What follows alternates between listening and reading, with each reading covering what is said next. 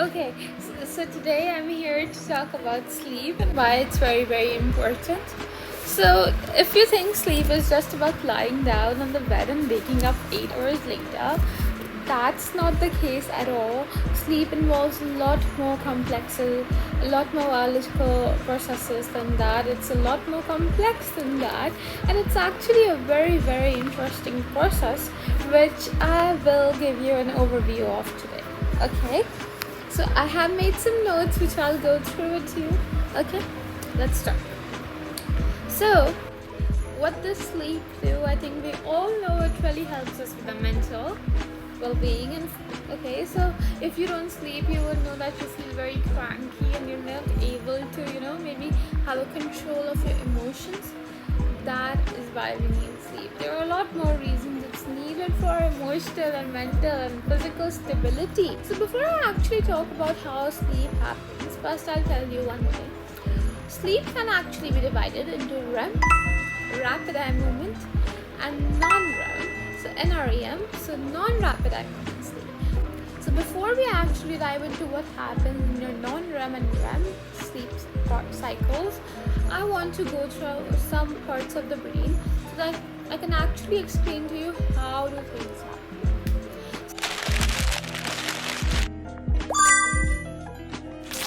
Inside your brain, there's something known as a hypothalamus. The hypothalamus contains something known as a suprachiasmatic nucleus. So it's the SCN. So there's a part of your brain known as a hypothalamus which contains the SCN. Now SCN is constantly, when light enters your eye and gets focused onto the retina, it enters your brain, and so the SCN is basically detecting the light throughout. Okay, and whenever there's light, it tells the body to stay awake, stay alert. However, when there's no light, the SCN won't be telling the body to stay awake.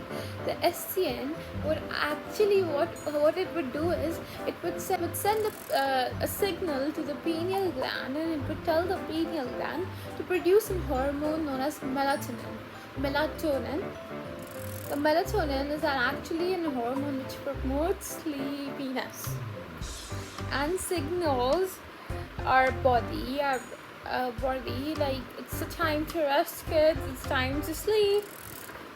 Okay, so now that you know all the parts of the brain you should be knowing about so that you understand the sleep cycle, let's move on to what's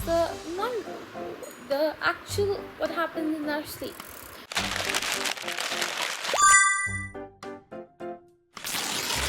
Okay, so when we talk about sleep can be divided into two parts. One is non-rapid eye movement, so non-REM sleep, and the other is REM sleep, REM sleep. Okay. So the non-rapid eye movement sleep can again be divided into three subparts. The first one would be N1. This is the light sleep. This is the part where you're kind of awake but you're kind of going into sleep, so you're in between. It's like a transition state between wakefulness and sleeping. Okay, so this is the part where you're like this, and maybe in the night you feel like there's a monster there or over here, over there, whatever, and that is known as, from what I remember, they were called hypnagogic hallucinations. I will confirm and I will make a voiceover for that. So what happens is, in our N2 stage, we have the theta waves. They are high frequency and low amplitude waves. But then what makes it different from N1 is that it also includes sleep spindles and K complexes, which kind of help with the short bursts of brain activity, which prevent us from being easily awakened. So if someone tries to wake you up now, it won't be as easy.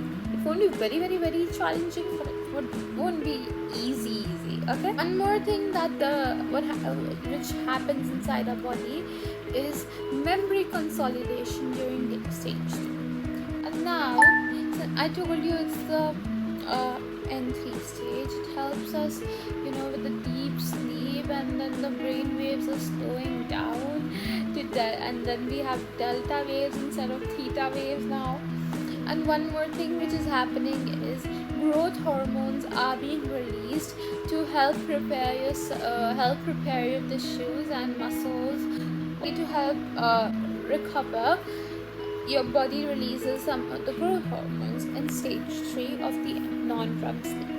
If you don't sleep as much, you won't be able to get to the N3 part of the sleep, and if you don't, you won't be your body won't be able to release those growth hormones, and you won't be able to recover. And if you won't be able to recover, you will feel physically drained the next day, which I don't think we like, right?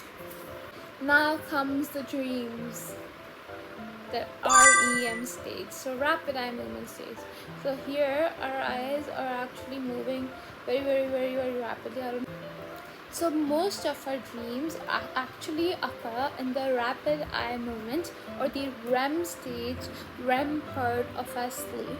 Okay, so in REM sleep, as I was saying, it's also called the paradoxical sleep, because when we look at the brain activity of a person in REM part of the sleep, it's very, very similar to the person's brain activity who is completely awake. But this is a complete paradox, and because our muscles are paralyzed, but our brain is working as if it's the brain waves are like those of a person who is awake. This is the paradox in itself, so it's called the paradoxical sleep also.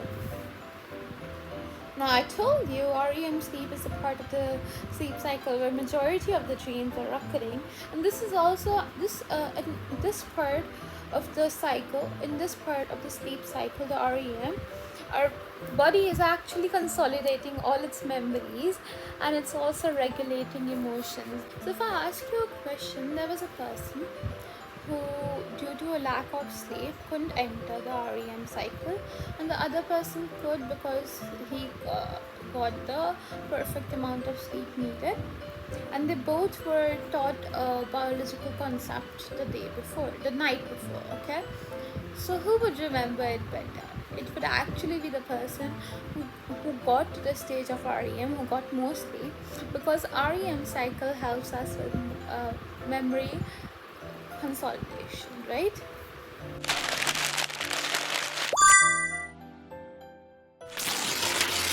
So now I told you what happens in sleep. I told you the growth hormones, I told you the memory consolidation, I told you the emotional regulation, I told you so many things for why sleep is so important. Now when you sleep, think about so many things which are happening. Your body, the pineal gland, the hypothalamus, which contain the SCN sends a signal to the pineal gland. Okay, and the pineal gland helps us sleep by the production of melatonin. It's so interesting. So the next time you sleep, I hope you really appreciate the intricacy and the detail and such a complex system that all of us have, and how our body is constantly trying to do its best for us. I hope you enjoyed it. I hope you enjoyed the video. I hope you understood something. I hope you realized the importance of sleep, and I hope you understood that sleeping is not just about laying down. I slept, I woke up, I'm fine now. It is so much more than that, okay?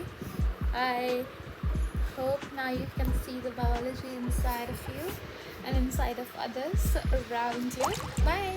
Bye!